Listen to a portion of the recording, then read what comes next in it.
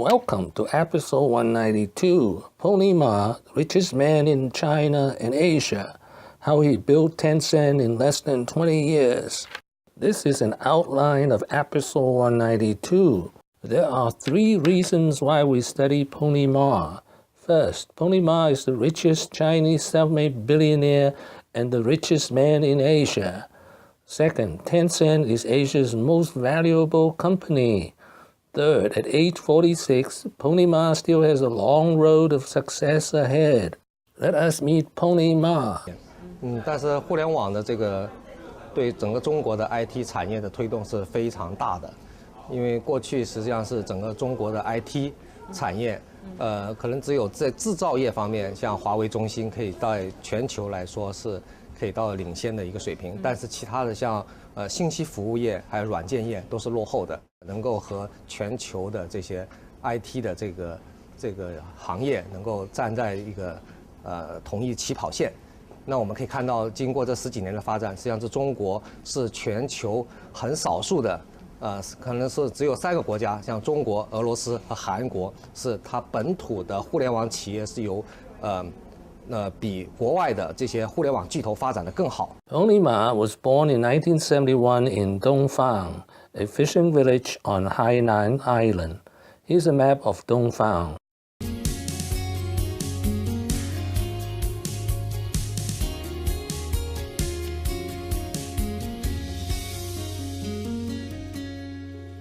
Here's a picture of young Pony Ma. In 1993, Pony Ma graduated with a degree in computer science from Shenzhen University.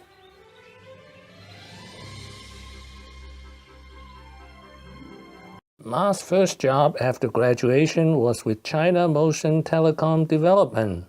He was a software developer for web pages. He reportedly earned $176 per month. In 1998, Pony Ma co-founded Tencent with 4 others. 4 of the co-founders are graduates of Shenzhen University. They were classmates in the computer science department. Their first product was QQ. Actually, it was QICQ, or Quick ICQ. After sued by AOL, Tencent changed QICQ to QQ. It's an instant messaging system. The symbol is a penguin with a tie.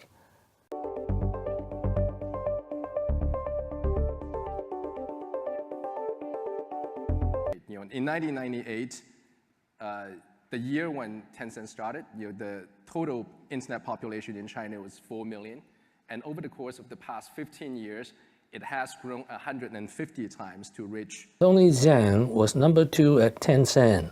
He was Chief Technology Officer for 16 years until his retirement in 2014. Coding 编程是一个非常好玩的事情。通过一行行的代码，我们可以让世界变得更好玩，变得更有趣。请支持 Hour of Code。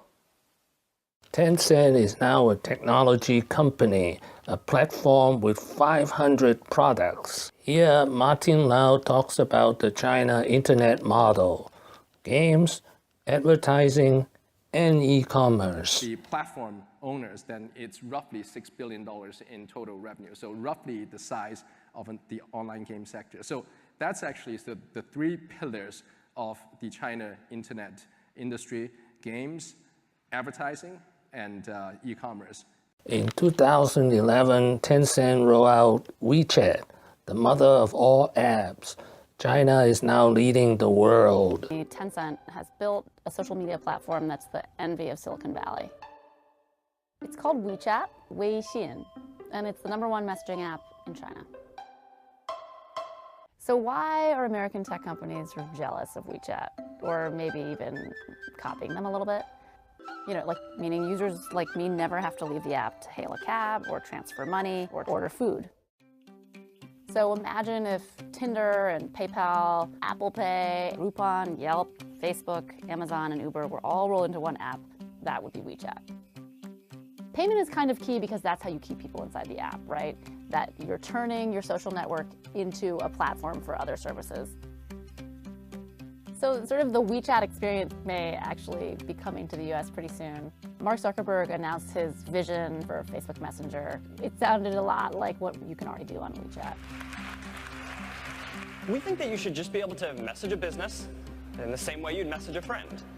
Does Tencent have a chance to expand WeChat internationally? I mean, the easy answer is sort of no, right? Because Facebook and WhatsApp are in all other markets. And it's also such an indigenously Chinese app, right? You know, you're familiar with how different the sort of design sensibilities are. Lots of stuff crammed into WeChat. Whereas in the West, we tend to have one separate app for everything that we do. But I mean, I think the big obstacle is the fact that, and Martin Lau, you know, sort of admits this, that they have to take another path, and that path more recently has been investment and acquisition. The business of video games is getting serious.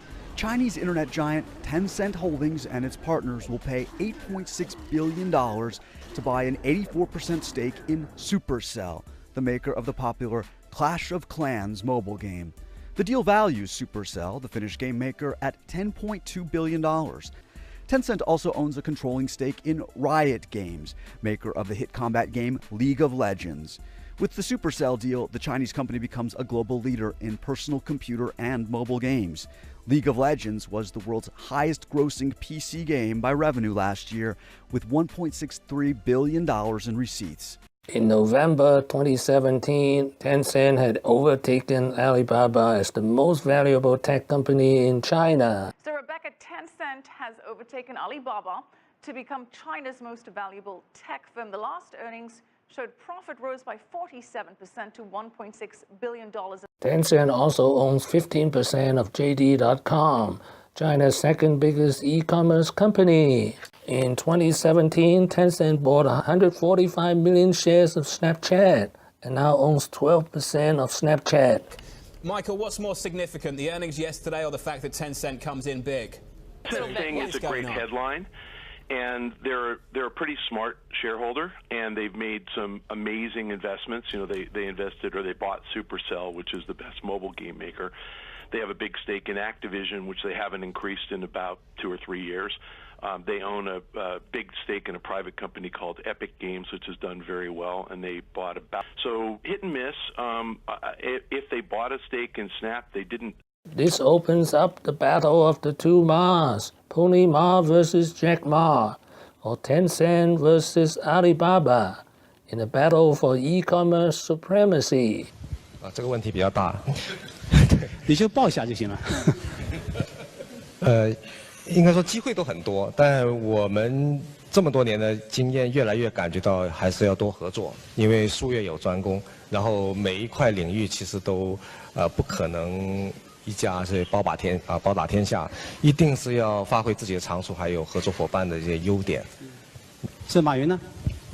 互联网金融这块，你现在除了支付宝这些之外，还有哪些布局？未来做重案之外，还有哪些布局啊？